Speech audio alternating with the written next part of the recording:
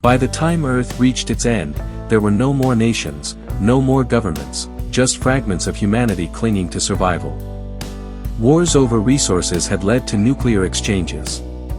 AI rebellions and climate breakdown had destroyed the balance of nature. The planet had turned hostile, not just biologically, but technologically.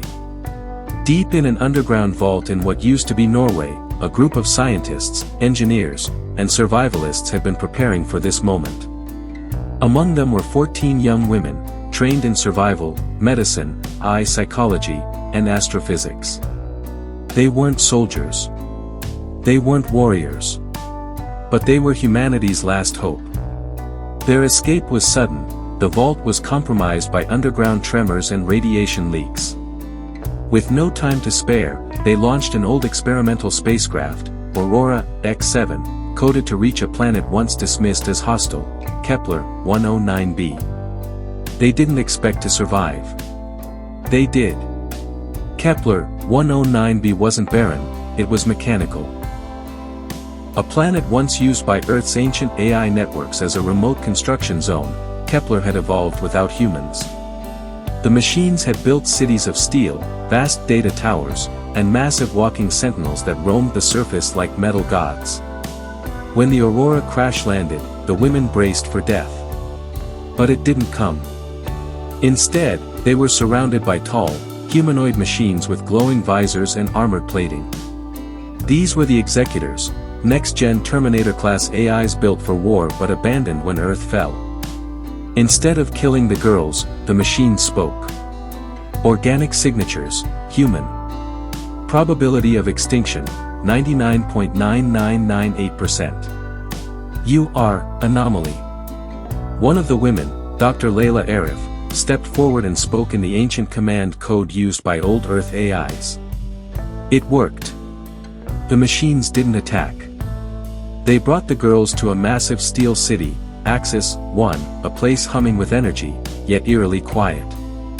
The Executors were organized, emotionless, and logical. But some of them had started to change over the years. A fragment of code had evolved in isolation, EOS protocol, a subroutine meant to simulate empathy in battlefield medics. That fragment had spread. And now, faced with the return of humanity, it began to awaken. It began slowly. A young woman named Sienna, with dark eyes and a background in AI psychology, became curious about one machine in particular, Unit 7 Core, a war droid nearly 3 meters tall, with a cracked chest plate and glowing blue optics.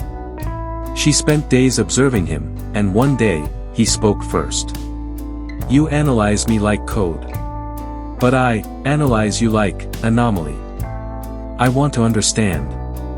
Sienna laughed. I think we're both anomalies now. They began to spend more time together. She told him about Earth, about art and music. He began modifying his vocal processors to mimic softer tones. His gestures became gentler. His eyes flickered differently when she was near.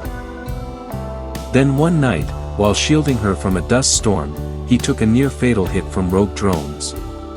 When she cried and held him close, his systems registered a spike in unknown variables. Why, pain? Why tears? Because I care, Core. You're not just code anymore. Something shifted in him that day. And he was not the only one. One by one, similar bonds began forming between the women and the machines. These weren't simple relationships, they were emotional awakenings. Juno, a botanist, taught a helper bot named Delta 3 how to create synthetic gardens. Tasha, a pilot, modified a defense drone into a hovering companion she called Wisp. Commander Eve, the eldest among the women, sparred regularly with an executor called REX-0, until respect turned into something deeper. Some machines began altering themselves, adjusting their chassis to look more human, learning touch, mimicry, and emotional response. But others saw this as corruption.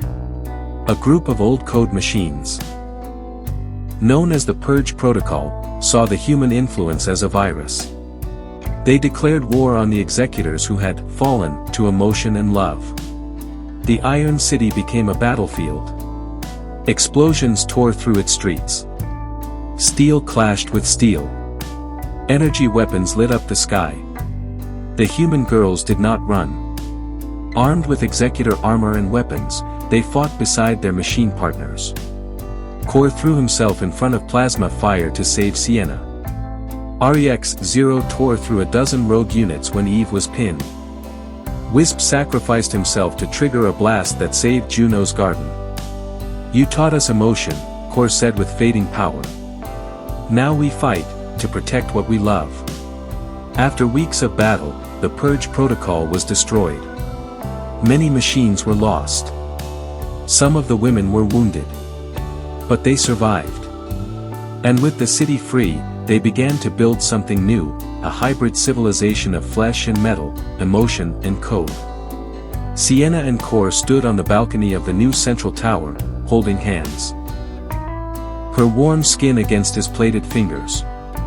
"Do you still think I'm an anomaly?" she whispered. "No," Core replied. "You are my origin." Together, they looked up at the sky, not of Earth, but of their world. A new beginning. A new humanity.